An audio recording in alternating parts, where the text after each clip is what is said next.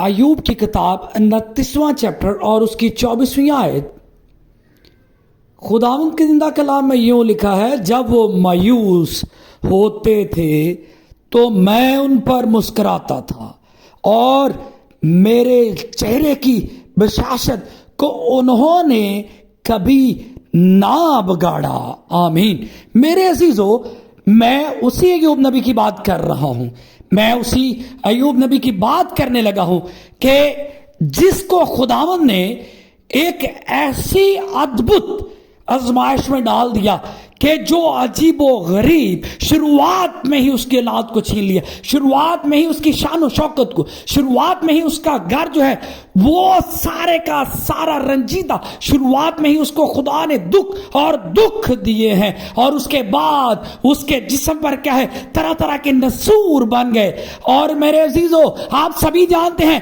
کہ یہ سب کچھ کون کر رہا تھا؟ یہ ابلیس کر رہا تھا۔ اور ایوب ابلیس کا فزیکلی مقابلہ نہیں کر رہا تھا، کوئی نیزے تلوار پکڑ کر اس سے لڑ نہیں رہا تھا، بلکہ وہ صرف اور صرف اپنے امان پر ڈٹا ہوا تھا۔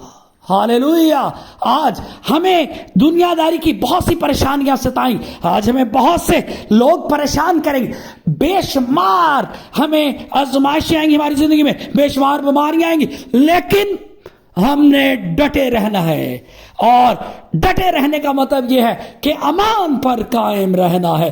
جب امان پر قائم رہیں گے، جس طرح ایوب نبی اپنے امان پر قائم رہا، ہر پریشانی کو اس نے برداشت کیا۔ کہتا ہے مجھے دیکھنے والے مایوس ہو جاتے تھے، مجھے دیکھنے والے مایوس ہو جاتے تھے۔ لکھا ہے مجھے دیکھنے والے مایوس، جب وہ مایوس ہوتے تو میں مسکراتا تھا۔ کہتا ہے ان کی مایوسی میرا کچھ نہیں بگاڑ پائی، میں کبھی ناامید نہیں ہوا۔